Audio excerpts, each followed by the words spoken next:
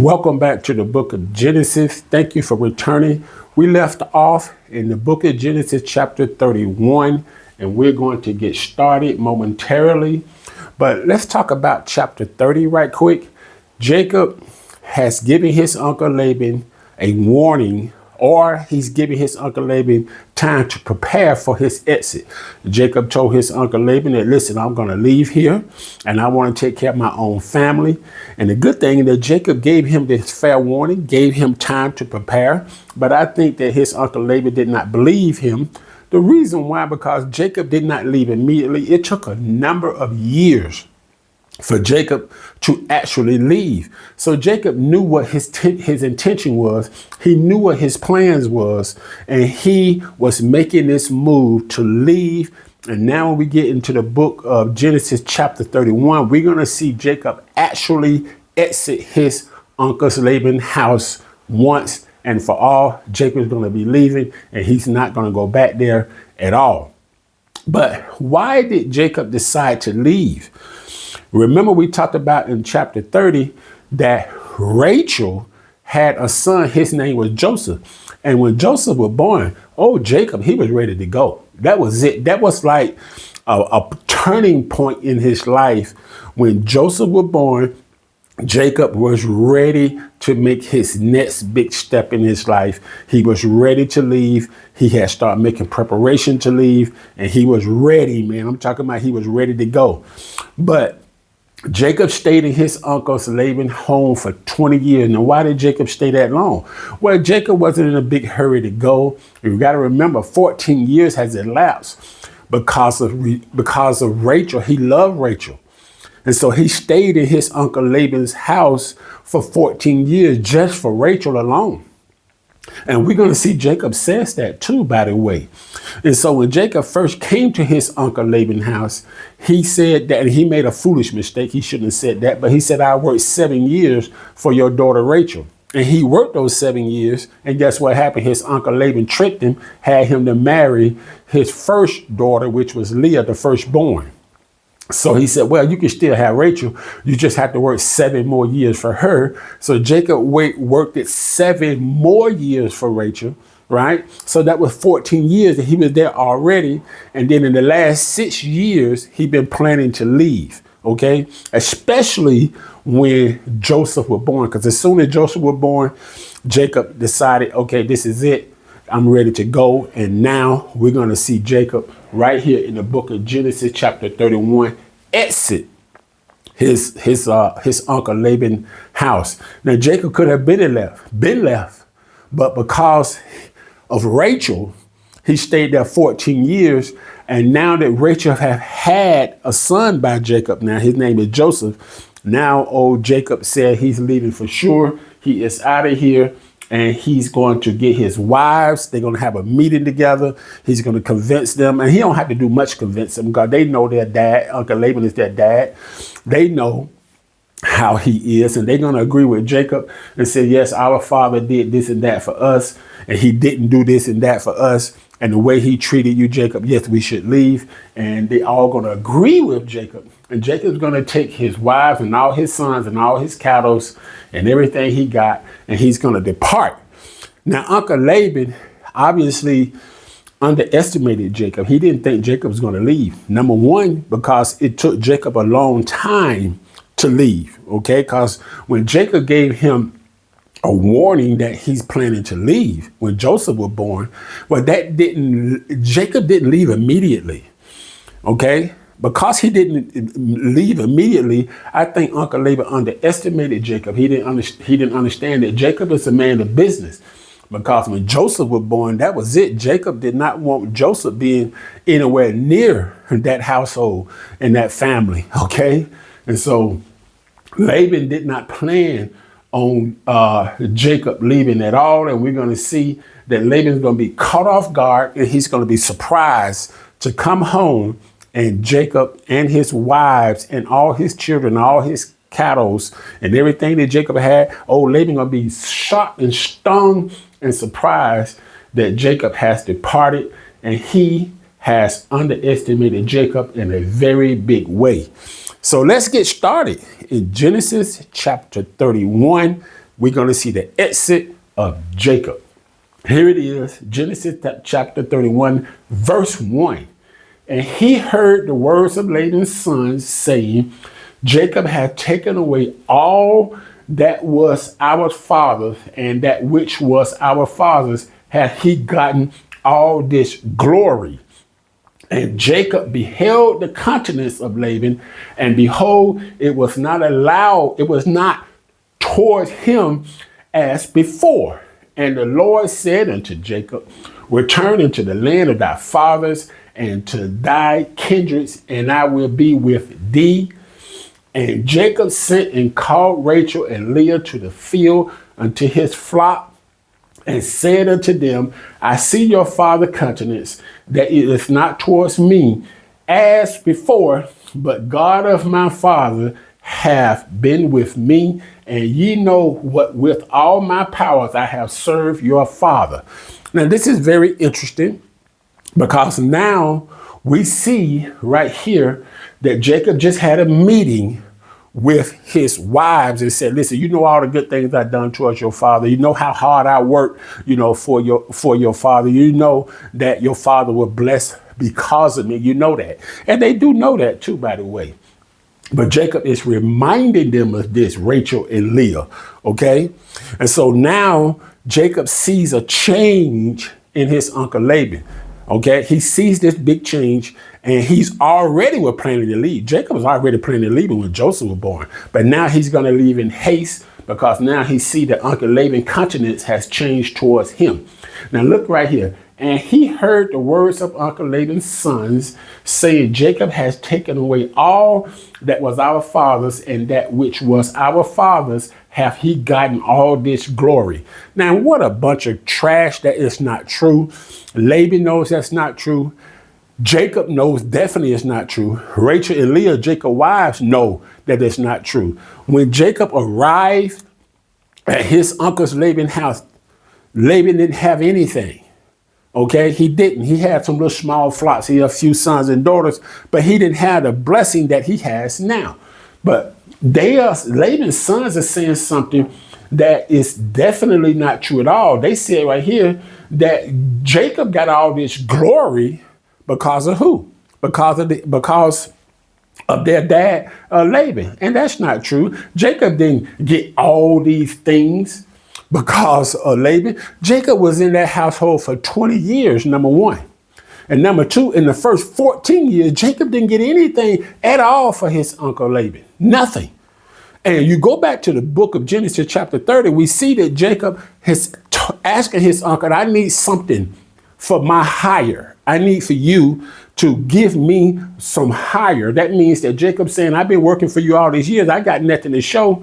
So him and Uncle Laban made a deal. Jacob said, I'm going to take these sheep. I'm going to take the worst of the sheep, the spotted and all of that. You can have the good sheep or whatever. And that was the deal that Laban agreed with, because Laban do know that Jacob need to get what? Paid for all this work he did that Uncle Laban kept tricking him out of. And Jacob knows this, so he gets tired of these games that his Uncle Laban played on him. And Jacob's going to remind his uncle that, by the way. He's going to remind him saying, I worked for you 20 years and you changed my wages 10 times, right?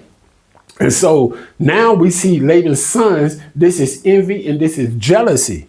They saying things that's not true, because one thing about envy and jealousy, it creates lies. Anytime someone envious of you or jealous of you, lies is going to back that up. And this is nothing but lies. The reason why Jacob has gotten so, rich at this point, not because of Laban, but because of God. God is with him, and God has blessed Jacob in a mighty way. Uncle Laban is with Jacob. But Uncle Laban did not bless Jacob at all. Matter of fact, he did everything he could to keep Jacob down, right? And that's why he did not want Jacob to leave, because Uncle Laban knows if he can keep Jacob down, Jacob is not going to leave. He won't have the power. He won't have the strength. He won't have the money. He won't have the resources. He just won't have what it takes to leave. But that didn't work, because Jacob told his Uncle Laban, like I said in the previous chapter, I need to get paid. They came for an agreement. Jacob took this amount of sheep. His uncle Laban took the good ones. And then God multiplied Jacob's sheep. And God blessed Jacob in a mighty way. And so now all these blessings has come to Jacob by the hands of the Lord. And now Uncle Laban's sons is saying things that's not true. They're acting in a way of jealousy and envious and being very envious, is saying that if it wasn't for their father Laban, Jacob won't have all of this glory.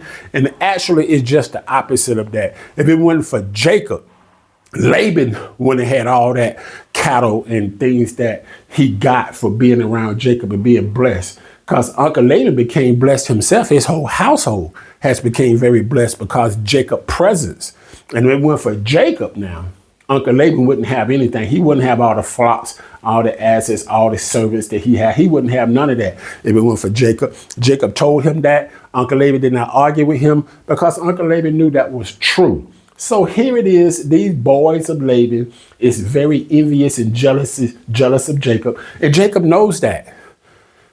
Now, what Jacob does is he's going to go and look and see a big difference in his uncle's Laban. Now, watch this right here. Jacob's going to go. He's going to communicate with his uncle. He's going to get the feel of what his uncle is thinking because of what these boys just said. And Jacob's going to see his uncle in a different way. Watch this right here. Verse 2. And Jacob beheld the countenance of Laban, and behold, it was not towards him as before. Now, these boys had said these things about Jacob that wasn't true. Laban's sons said that Jacob got rich because of their father Laban. And Jacob went and he noticed there's a big difference between how Laban treated him before and how Laban treating him now. You see. And so Uncle Laban's countenance was changed. It was not towards Jacob. It's not favorable towards Jacob like it was before. And that's what it says right here. So when Jacob now is communicating with his uncle, he sees his uncle more hostile towards him. His uncle is not as generous towards him. His uncle's probably not smiling. His uncle probably giving him a mean face, or what we call mean mugging him. His uncle just in a complete different way of talking and approaching and conversating with Jacob altogether. And Jacob had noted this in a big way. Jacob said, it's time for me to get out of here because he's not the same person at all. I'm ready to leave. And I think that Uncle Laban got this way because he see that Jacob has become very, very wealthy. And it was nothing he can do about it because he did agree for Jacob's hire. And God blessed Jacob and blessed everything that Jacob did. And Uncle Laban now is jealous. And now his countenance has changed. He's mean. He's more hostile towards Jacob. He's probably not communicating with Jacob in a favorable way at all. And now I'm sure Leah and Rachel has noticed this also. But Jacob definitely noticed it, and he's getting out of here. He said, listen, I was already planning on leaving anyway, but now the way that my Uncle Laban is treating me, I'm going to go ahead and leave now.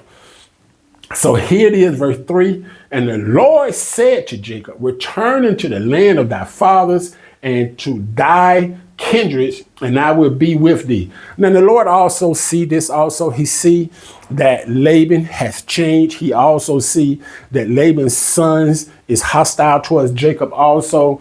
And God is seeing that there's some fights and there's some envy and there's some jealousy. There's some hatred is building up, in Laban's family. And God is telling Jacob, you need to get out of there. And I want you to return to thy father's land, in the land of your kindreds. You need to go back there, Jacob, now. And Jacob hears this. Jacob hears the voice of the Lord, and Jacob knows the voice of the Lord. So Jacob is going to leave, but he's going to have a meeting with his wife and saying, listen, I'm ready to leave. I'm ready to leave now. I already been planning on leaving for years, but now it's the time. And right now, Jacob is having a meeting with Rachel and Leah. Look what it says right here. Verse 4. And Jacob sent and called Rachel and Leah to the field unto his flock, and said unto them, I see your father's countenance that is not towards me as before, but God of my father has been with me, and ye know that with all my power I have served your father. Now Jacob is telling Rachel and Leah, listen, you know we get ready to leave, but we have to leave now because your father is acting a very strange and weird way towards me. He's not talking to me like he used to talk. He talk in a hostile way. He envious of me. He jealous of me. He's just not happy for me at all. As a matter of fact, he's giving me more and more problems, and he causing things to be more and more difficult towards me. And Jacob is laying this case out to Rachel and Leah so they can be on board, so they can be ready to go pack the things. And Jacob don't want no tension between them leaving their father's house. Because after all, Laban is Rachel and Leah's father. And Jacob want to make sure everything is good. And that's why he's making this case to his wives, saying that it's good for us to leave. I know he's your father. I know you've been here all your life, but your father has really changed, and it's not for my good. And if it's not going to be for my good, then it's not going to be for good of my wives and my children. And so Jacob is basically saying, let's go, y'all. It's time for us to get out of here. Now watch this right here. And Jacob said right here, verse 6, I want to see that again. And ye know that with all my powers I have served your father. Now, look what Jacob said to Rachel and Leah. He said, you've seen me. You've seen how I worked for your father. You've seen how my presence here was a blessing towards your father. You've seen how I took care of his household. You've seen how I took care of his flocks. You've seen how I caused your father to prosper in a mighty way. You've seen all this with your own eyes, and you know that I served him with all my power. So there's no reason for your father to be hostile towards me. There's no reason for him to be envious of me or jealous of me, because he has more than I got. I'm sure that Uncle Laban got equal to Jacob or more. But see, Uncle Laban is jealous because he knows that Jacob is getting bigger and bigger and bigger, right? When it comes to his flocks and his asses and all the things that he has, his cattle and everything, he knows Jacob is getting a lot bigger and more prosperous. So what he's doing is he's worrying about Jacob becoming independent. That's what this is all about. It wasn't about that Laban didn't have anything. Laban got a lot. It's just that Jacob has a lot too now. You see what I'm saying? And Laban is worried because as big as Jacob keep expanding and he keeps growing more in wealth, that why would he need his uncle Laban? And that's what Laban is thinking. And Jacob made this clear to his wives. And ye know with all my power I have served your father. And they know it. They seen it. They seen how Jacob worked day in and day out. They see how Jacob took care of all their father's cattle. They see how Jacob had to take care of his own cattle. They see Jacob had to take care of his own family. And his daughters knows that, their own father really didn't do anything for them. And they're going to mention that to Jacob also. Jacob is also making it clear to his wives that even though his uncle is very hostile towards him, God is with Jacob. God is with Jacob. And that is what kept Laban from hurting or harming Jacob. You see, because if God is with Jacob and God is protecting Jacob, then the most that Uncle Laban can do and his sons can do to Jacob is envy and be jealous of him. But they're not going to be able to lay a hand on him because God is protecting Jacob. And Jacob saying that all these things I've done for your father, his countenance towards me has changed. He's bitter towards me. He's hating me now. He doesn't like me. He's hostile towards me. And guess what? The only reason why he hadn't hurted me, the only reason why he hadn't done any harm to me is because the Father, my Father, the God of my father is with me. Now here it is, verse 7. And your father hath deceived me and changed my wages 10 times, but God suffered him not to hurt me. Now, Jacob is saying, out of all the hard work I did, Rachel and Leah, your father has changed my what? He changed my wages every 2 years, or he changed his wages 10 times. That means Jacob's wages was changed every 2 years because Jacob been there for 20 years. He'd been in his uncle Laban's house for 20 years. And old Laban always tried to take advantage of Jacob. And so what Laban did is that every time Jacob was getting ahead, right? Then guess what happened? Laban comes in and switch the wages and make it benefit him and not benefit Jacob. And Jacob has to start all over again. Let me give you one example. You remember Jacob had worked 14 years for Rachel. But the first 7 years he worked, Rachel should have been his wife. But what his uncle Laban do? Switched up on him. And see, his uncle been doing that to him for 20 years. And every time Jacob get ahead, every time Jacob get more advanced and more prosperous, Uncle Laban noticed that, and he goes in and he changed the terms and conditions so Jacob gets stuck, and Jacob would be able to what? Not leave, and Uncle Laban can continue to take advantage of him. Now here it is, verse 8. If he said thus, the speckle shall be thy wages, then all the cattle bear speckle. And if he said thus, the ring stripes shall be thy hire, then bear all the cattle's ring stripe. Thus God have taken away the cattle from your father and given them to me. Now, look what Jacob is making it clear to his wives, Rachel and Leah. He's saying that everything that him and Laban agreed to, everything that Jacob and his uncle Laban agreed to, Laban agreed to it. He agreed to it. But what happened is that God caused it to work for Jacob's advantage and not his uncle Laban's advantage. And so Laban switched it. And then Laban comes to another contract with Jacob, and Uncle Laban agrees to this contract. And what happened? God intervened and made this contract between Laban and Jacob benefit Jacob and not his uncle Laban. So basically what God is doing is giving Jacob back pay for all the things that his uncle Laban has done to him, all the tricks, all the manipulation, all the games that Laban was playing on Jacob, changing his wages, setting him up to stay more longer than Jacob wanted to stay. God is basically now saying, you know what? It's time for me to pay back Jacob all that was righteously his, because his uncle Laban wasn't right by Jacob, didn't do right by Jacob at all. Look what it says, what Jacob said to his wife Rachel and Leah. The speckle shall be thy wages, then all the cattle bear speckles. When Laban's saying, okay, you can have all the speckled cattle, that's going to be your wages. Every cattle that was born became speckled. And old Laban didn't like that at all. And then it said, and if he said, the ring stripe shall be the higher, then bear all the cattle ring stripe. Uncle Laban said, okay, he changed the terms and condition again. The first condition was if all the cattle be speckled, then you can have the speckled cattle. The problem was all the cattle was speckled. Okay? If any cattle going to be speckled, you can have them speckled. So all the good cattle would have been going to Laban, but there was no cattle that was without speckle. All of them were speckled. And so Jacob has gotten all the cattle. Uncle Laban didn't like that, so he changed the terms and conditions. Now Laban come with a new contract. Here it is right here. The ring stripe shall be the higher, then bear all the cattle ring stripe. Jacob saying, listen, okay, Uncle Laban saying, listen, Jacob.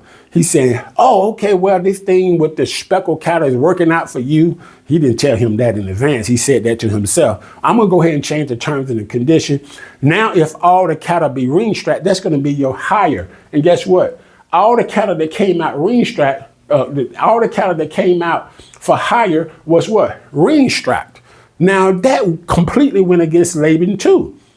And so Laban is confused now. He's saying that God is surely with this man. And Laban doesn't know what to do. Only thing he's keep doing now is keep changing the contract, keep changing the terms and the condition, because that's the only way that he can fight against God blessing Jacob.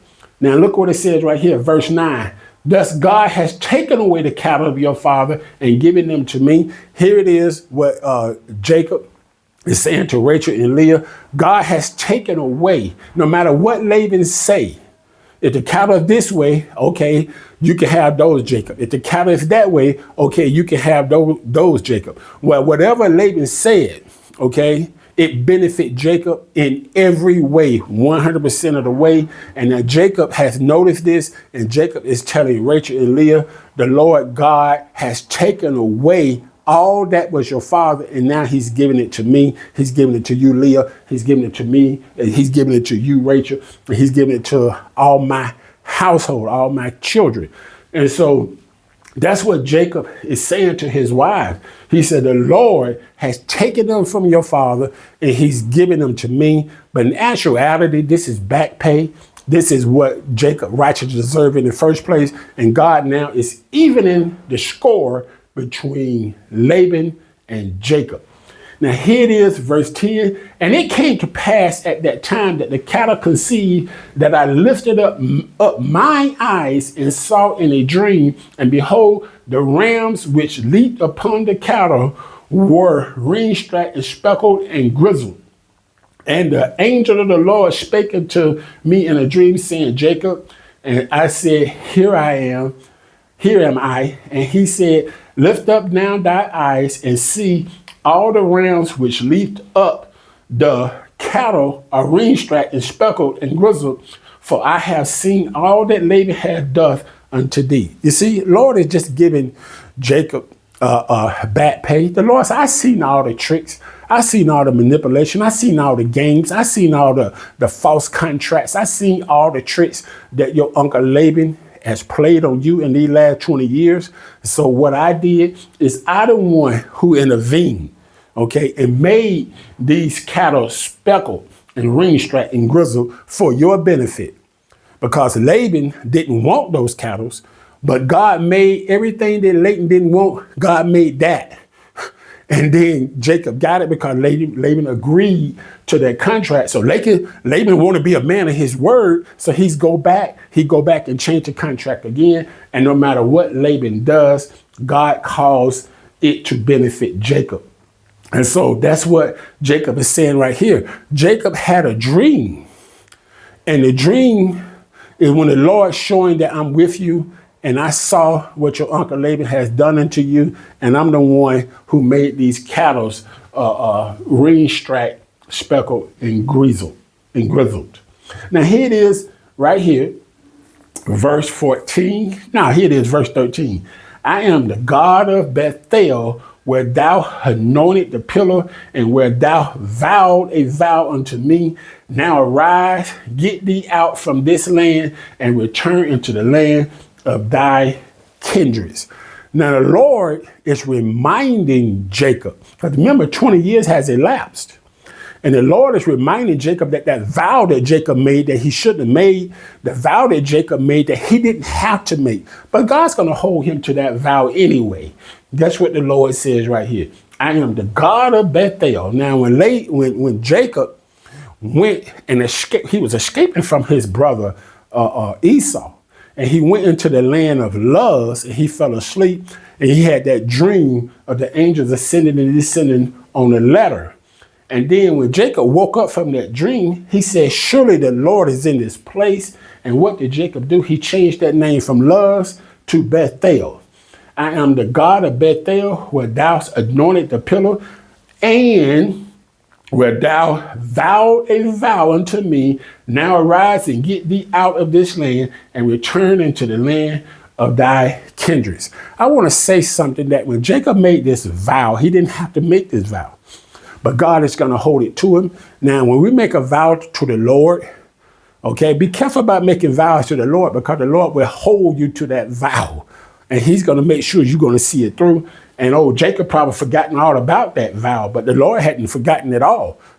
The Lord knows all the thoughts and the intent of man's what? Heart. He knows the thought and the intent of every man's heart. And the Lord remembered this vow that Jacob made.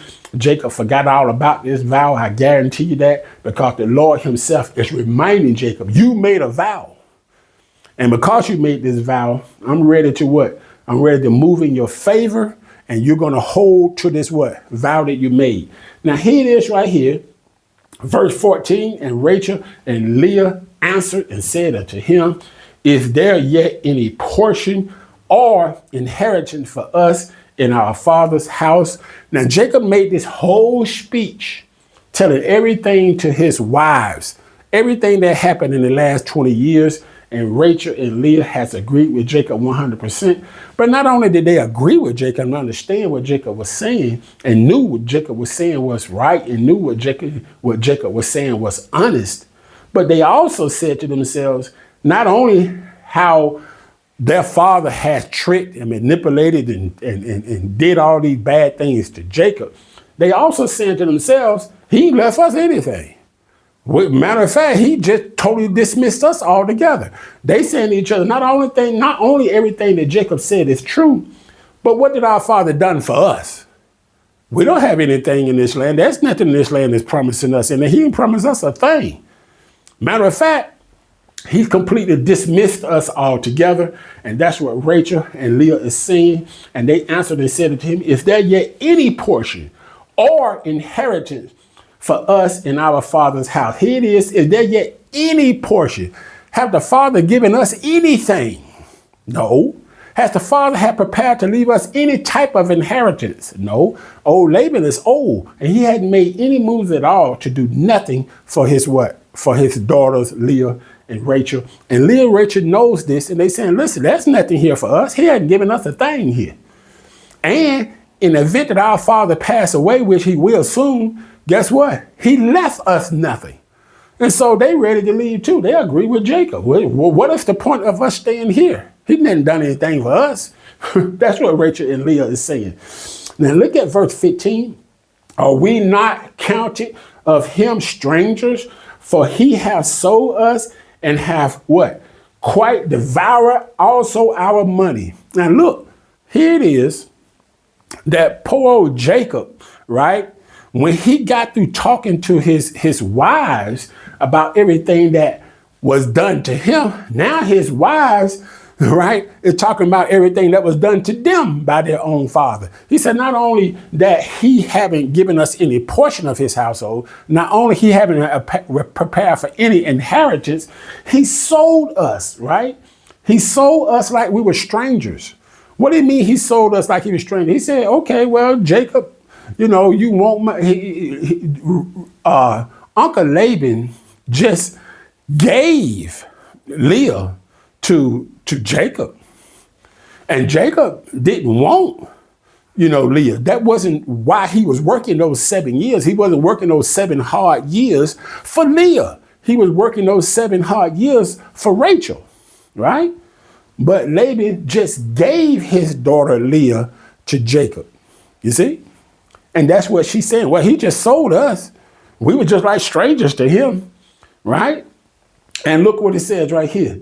And Rachel and Leah answered and said to him, there's not even a portion nor inheritance for them. Look what it says in verse 15. And we're not counted as him as strangers. We're strangers to our father. He hasn't done anything for us. For he has sold us and have what? Devoured our what? Money. Not only he sold them, but the dowry that they will receive when Jacob married them, he sold it all. He took that money and he squandered every penny of it, and he did not give Rachel and Leah none of it. He what? What he said, he devoured also our money.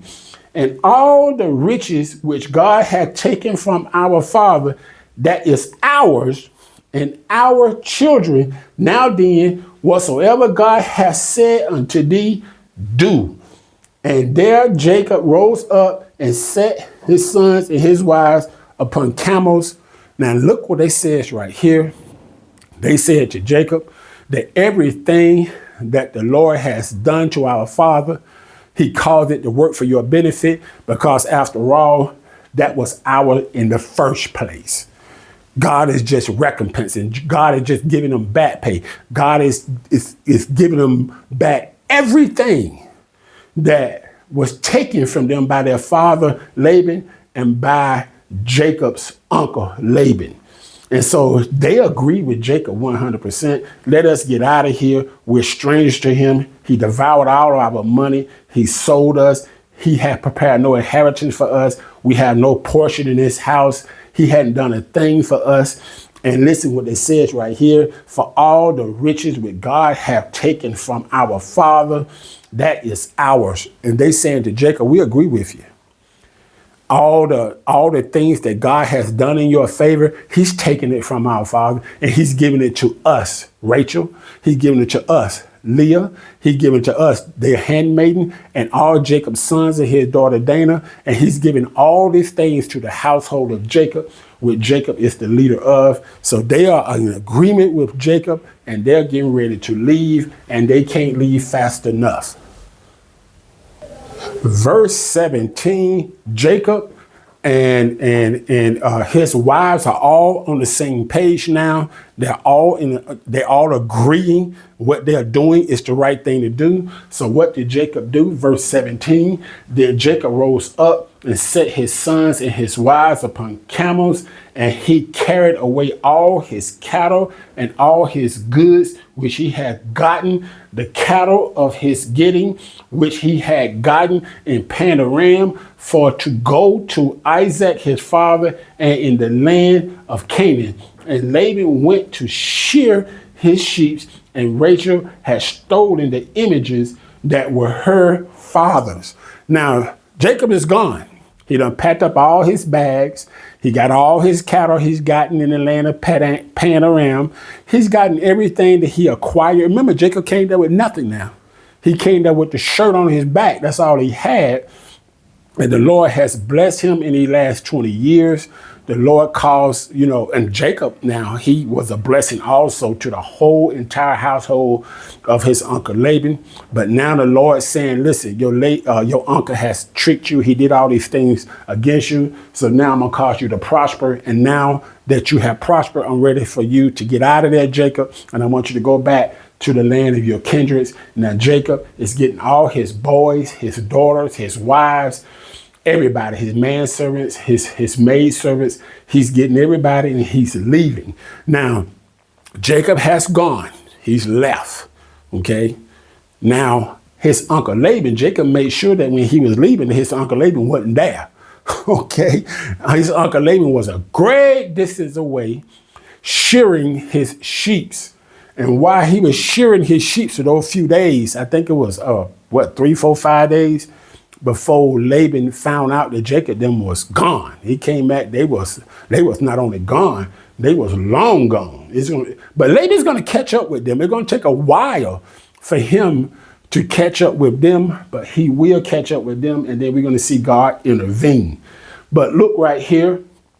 It says right here, and Laban went to shear his sheep, and Rachel stolen the images that were her father. Now, Rachel has stolen these images. These images are false gods. These images was kind of like images, a picture of a god, if you want to say that. But nonetheless, she stole these images. And that's another reason why I think Jacob wanted to leave this household when Joseph was born, because he didn't want Joseph to be part of this, this thing that was going on in the household of Laban. He just didn't want Jacob didn't want Joseph to be influenced. But Leah and Rachel is influenced. They grew up in their uncle, in their father's house, and now they believe in these false gods. Now Jacob is going to reprove them later for this, but as of this time, Jacob doesn't know that Rachel is taking these images, these false images of a God. He doesn't know she's taking these images with her. Now here it is, verse 20, and Jacob stole away unawares to Laban the Syrian, in that he told him not, that he fled. Now, Jacob has stolen unawares. What it means is what Rachel took, okay, Jacob would be held accountable. Okay, but Jacob did not know that Rachel took those images of uncle of her father Laban. Right? She didn't know that at all. Jacob didn't know that at all, that Rachel had stolen these images. And Jacob, he's gonna be held accountable for that. But I got news for you. The Lord is going to intervene and protect Jacob from the hand of his uncle Laban. So I want to read that again. And Jacob stole away unawares of uncle of Laban the Syrian, in that he told him not, that he fled. Now, this is going to sound like Jacob stole these images. It's going to sound like Jacob has stolen something that wasn't his, okay? Because Jacob fled. He left without telling his uncle Laban. He left without telling his uncle Laban. So Uncle Laban or Laban's just going to say, oh, he stole these images. He stole my wife. My daughters, which is Jacob's wives. Okay. He stole my children, which were Jacob's children, right? He stole my cattle, which was Jacob's cattle. He stole everything, which everything was Jacob. But because Jacob fled without telling Laban, and Jacob did right not to tell Laban because Laban wouldn't have let him go anyway. But when Jacob fled without telling Laban, then Laban, if you want to say to himself and say to his sons, Jacob has stolen all these things from us because he fled. Now, he fled for his life. He didn't flee because those things didn't belong to him. Those things belonged to Jacob. Jacob just knew that if he told Laban that he was leaving, it would be no great thing. Laban is going to fight against that. Jacob knew that. And so Jacob left, making sure that his uncle Laban was nowhere around. Okay. Now here it is right here.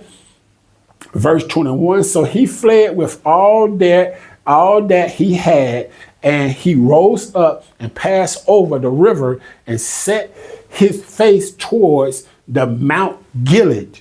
And it was told Laban on the third day that Jacob was fled, and he took his brethren with him and pursued after him 7 days' journey, and they overtook him in the Mount Gilead. Now, here it is right here. Laban got word now that Jacob has taken off. He's fled. Now he's fuming. He's upset. He's mad. He's angry. And man, he can't wait to get his hand on what Jacob has did. Now, what did Jacob do? Well, Jacob didn't do anything wrong. Jacob just took everything that belonged to him. What the scripture says right here. Jacob took everything that belonged to him, right? All the things that Jacob took wasn't stolen. Only thing that was stolen was what Rachel stole was those images. And I don't even think she stole them. That probably was hers in the first place, but she took them nonetheless without Jacob knowing about it. Okay? But now Uncle David has found out that Jacob has fled, and now he's in hot pursuit. Now, how you know the pursuit is hot? Jacob them left 3 days ago, and it took 7 days for Laban to catch up with them and find them. That means he was in hot pursuit for them. He wasn't giving up a whole week, and he's still looking for them until he finally caught up with them in Mount Gilead. And he's hot, and he's mad, and he have every intention of doing harm to Jacob.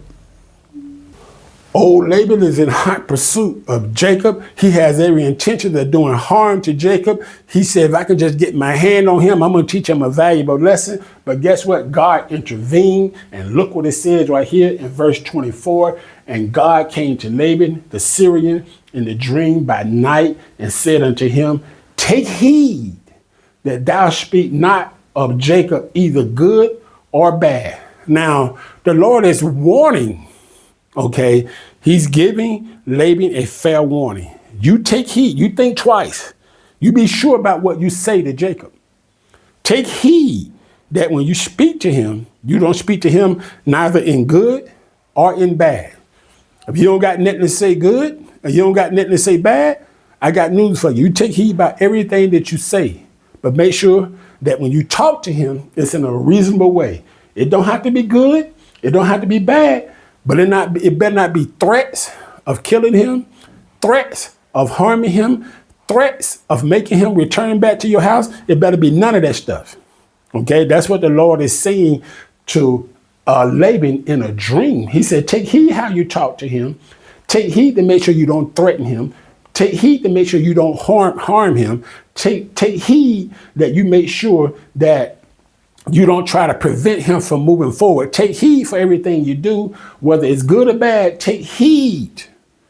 And I think old Laban now is fearful because now he see clearly that Jacob is being protected. Now here it is right here, verse 25. Then Laban overtook Jacob. Now Jacob had pitched his tents in the mount, and Laban with his brethren pitched in the mount of Gilead. Now Laban has caught up with Jacob. Jacob has pitched his tent in Mount Gilead, and Laban has pitched his tent, and all his brethren, his sons and his brothers and all the men that were with him, they pitched their tent there too. And they are not there for good intentions, you see. But God intervened. They're not there to have a nice meeting with Jacob at all. They pursued Jacob for 7 long, hard days trying to catch up with him. And they intended to do harm to Jacob and make him return back to Uncle Laban's house with all the cattle and Jacob's wives, Leah and Rachel, and all the children. That's what the intent was. But God said that's not going to happen. Jacob is going to continue to move forward, and Laban is not going to be able to do anything to Jacob at all. Here it is right here. And Laban said to Jacob, what hast thou done, that thou hast stolen away unawares to me, and carried away my daughters and as captives, taken with the sword. Now look what Uncle Laban has said. Look what Jacob uncle said to him. He said things that's absolutely false, not true at all. Look what he says right here. What hast thou done unto me, right? That thou hast stolen away unawares, what? To me? First of all, he telling Jacob, you stolen all the things that belong to me. That's a lie number 1, okay? And carried away my daughters as captives. Listen what he's saying. You have captured my daughters. You forced them to leave my household. They didn't leave by freedom. They didn't leave by choice. You forced them to do it. That's lie number 2. And then look what he said. And then you led them away with a sword. That's lie number 3. It's almost like he's telling Jacob, you put a sword to their neck, you put a knife to their throat, and you making them leave my household. That's another big lie that Laban is saying. All these things Laban is saying is not only false, but they are ridiculous. He knows that Jacob is not this type of man. And he knows that Leah and Rachel wouldn't have went if this was the case. Jacob never been that type of man, and Leah and Rachel wouldn't have went with Jacob if he was that type of man, right? But look what it says right here. Wherefore didst thou flee away secretly and steal away from me? And didst thou not tell me that I might have sent thee away with mirth and with songs and with tabrets and with harps? Now that was a big lie. There's no way that Laban would have let Jacob just walk away and leave. But Laban's saying, why did you steal from me? Jacob didn't steal from me. Everything that Jacob took was his. He said, why didn't you tell me that you was leaving? You left secretly. Well, Jacob knew that if he would have told his uncle Laban that, okay, we just gonna go ahead and leave, that wouldn't have happened. Laban would have stopped him. But look at this big lie that Laban said. He said, I would have, sent you away with some flowers and some nice, beautiful songs and harps. No, that wouldn't have happened at all. Jacob knew that if he would have told his uncle that he was leaving, there would have been a lot of tension and a lot of fighting. So Jacob had to leave secretly. And his Uncle Laban, Uncle Laban knows that. He just putting on a show in front of all his brethren, all his sons, and all the men that's with him, saying things that's absolutely not true. And they know that's not true. But, here it is right here. He's making a story that he was just this wonderful, great guy in Jacob's life. He was just going to send him away in harps and little mirth and songs. He was just going to do all these wonderful things. They were going to have a great big barbecue and a party and send Jacob off and his wives and all his sons, just going to send them off in a great mood, a great farewell departure. And he just lying, clean through his teeth. He wouldn't have done no such thing. Look what it says right here in verse 28. And hast thou not suffered to kiss my sons and my daughters thou hast now done foolishly in so doing. Now, what he's saying right here, you did not even allow me to kiss my wives. Kiss my daughters, which is Jacob's wives, but you did not allow me to kiss my daughters goodbye. You did not allow me to kiss my sons, which was Jacob's son. These were his grandsons, but these were Jacob's son. You did not allow me to kiss my sons goodbye, and you have done so foolishly. And that's not true, because if Jacob would have gave him an inch, old Laban would have took a mile and made sure that Jacob would have never left in the first place. So we're going to stop right there, and we're going to continue with Genesis chapter 31 next time. And this story with Jacob and Laban is going to get more interesting. And on the next time we come back and finish this chapter, that's going to be a pact that Jacob and Laban is going to make together. And this time, this pact is going to be held because God's going to make sure that Laban do not in any circumstance turn against Jacob, and make sure that Jacob never return back to the house of his uncle Laban.